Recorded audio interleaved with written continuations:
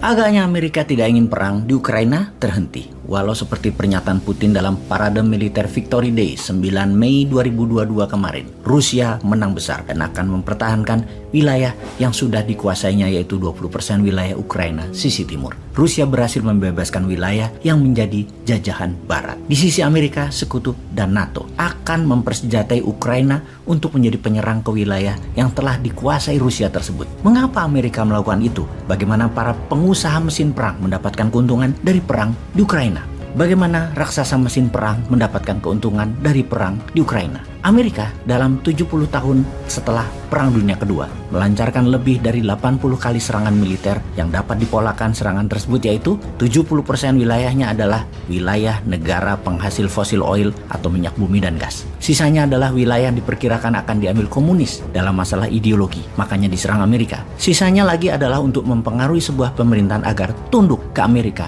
karena calon pemimpin atau pemimpin tersebut di sebuah negara memang anti Amerika. Karena itu harus dikendalikan dalam tanda petik. Itu dari kacamata geopolitik dan strategi luar negeri ala Amerika. Amerika itu negara swasta, di mana senjata perang adalah swasta yang memproduksi.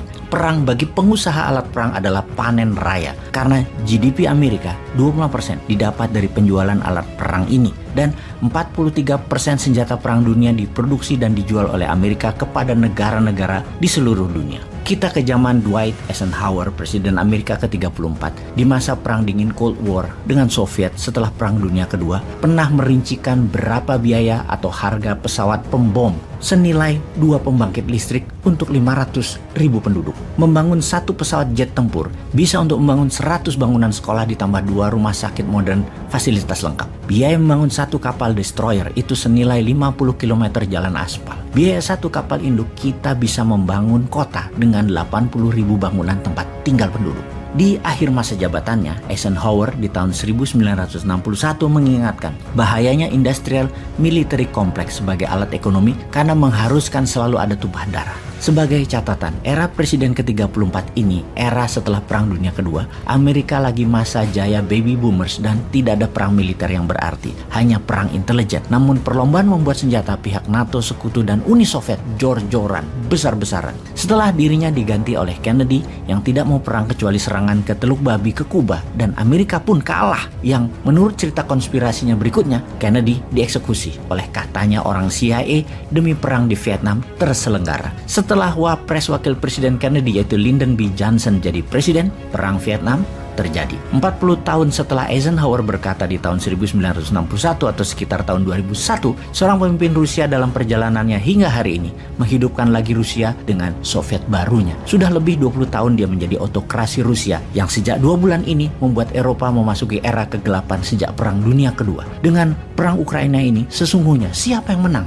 Pihak Ukraina kah atau pihak Rusia? Yang dapat kita pastikan pemenangnya adalah military industrial complex. Para pengusaha alat perang ini pastinya tidak menginginkan perang Ukraina berakhir. Mereka membayar berapapun kepada negara-negara Eropa Barat terutama Amerika demi perang Ukraina berkelanjutan. Walaupun yang dijual adalah atas nama demokrasi atau atas nama kemanusiaan, itulah berkali-kali dikatakan oleh Putin. Ini semua karena NATO. Ini semua terjadi karena Barat. Rusia hanya bertahan dan mempertahankan haknya. Apakah kami tidak boleh bertahan dan mempertahankan diri dari serangan pencaplokan NATO yang nantinya juga akan mencekik ekonomi Rusia? Ya sudah, perang aja sekalian, diembargo dan disanksi ekonomi aja sekalian.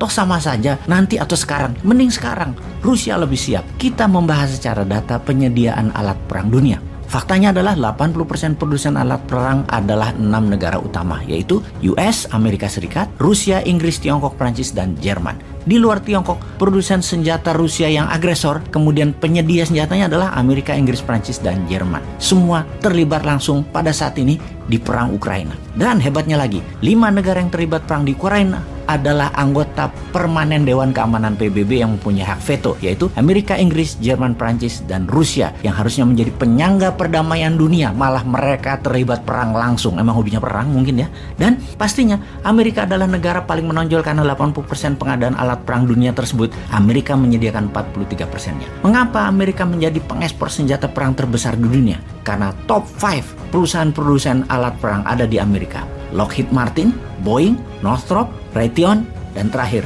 General Dynamic. Senjata-senjata buatan Amerika saat ini semua ada di Ukraina. Senjata pembunuh lethal weapon tersebut. Yang termodern ada di sana seperti Switchblade drone, armor and tactical vehicle, howitzer, misil javelin, anti-tank, dan lain sebagainya. Intinya saat ini para pengusaha alat perang meyakinkan pemerintah Amerika untuk menyiapkan amunisi dan alat perang tambahan kepada Ukraina dan sekutunya untuk perang di Ukraina. Jadi pertanyaannya, siapa yang menginginkan perang itu berakhir? Gak bakalan lah. Yang punya power memang cari alasan untuk perang berkelanjutan panjang. Kalau Indonesia, apa sarannya?